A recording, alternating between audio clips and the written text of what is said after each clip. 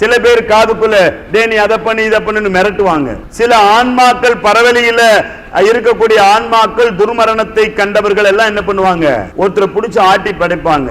அதெல்லாம் இருக்கா இல்லையா அப்படின்னு கேட்கிற போது ஒரு கேள்விக்குறிதான். இல்லை என்று சொல்லுவார் 100 பேர், இருக்குதுன்னு சொல்லுவாங்க இன்னொரு 100 பேர்.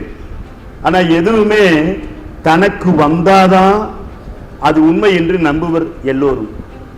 தனக்கு வராத வரைக்கும் அது போய், தனக்குன்னு ஒண்ணு வந்ததுக்கு அப்புறம் தான் அடே இப்படி ஒண்ணு இருக்கா அப்படின்னு உணர்வாங்க. அத நல்ல சக்தி என்ற ஒன்று இருந்தால் தீய சக்தி என்ற ஒன்றும் இருக்கிறது, அதுல ஏவி விடுவாங்க. சில பேர் இந்த தொழிலாவே வச்சிட்டு இருக்காங்க. ஆனா இங்க கால் வச்சாலே எல்லாம் பில்லி சூன்யம் காத்து கருப்பு செய்வினை ஏவல் எல்லாம் போயிடும். அதுல சனிக்கிழமை இரவு இங்க வந்து தங்குறீங்க பாருங்க, அவங்க எப்பவுமே வாழ்க்கையில சுபிக்ஷம். இதை எல்லோரும் அனுபவிக்கணும். வாழ்க்கையில ஒரு முறையாவது இங்கு வந்து அந்த தங்கி சித்தர் பெருமக்கள் தூங்குகிற போது அவர்களோடு இணைந்து உறங்கும் வாய்ப்பு வேற எங்கேயும் கிடைக்காது.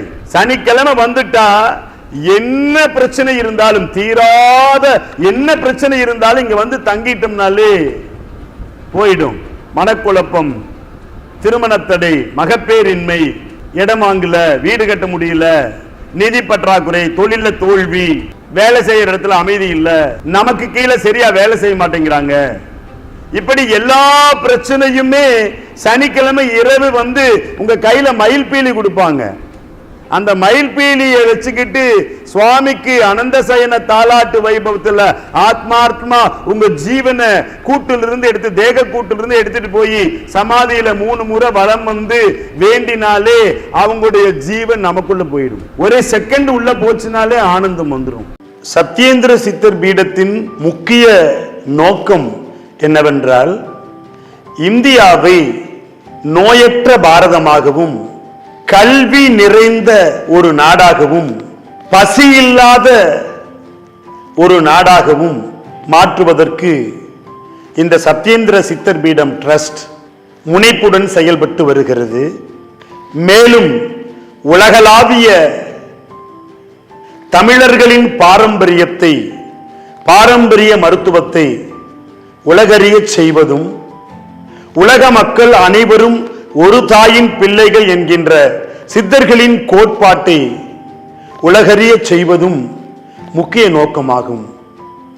ஒன்றே குலம் ஒருவனே தேவன் என்கின்ற அந்த தத்துவத்தை பறைசாற்றுவதும் சத்யேந்திர சித்தர் பீடத்தின் முக்கிய நோக்கமாகும்.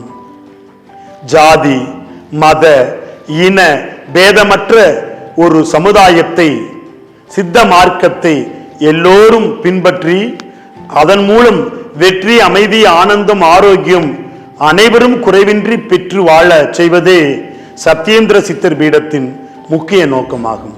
முகவரி: ஸ்ரீ சத்யேந்தர் சித்தர் பீடம், சித்தர் மூலிகை ஆராய்ச்சி மையம், 567/2, ரெண்டி சுவாமிகள் சித்த மகா சமாதி, பெருமாள் சுவாமி மலை அடிவாரம், ஆனைமலை, பொள்ளாச்சி, கோவை.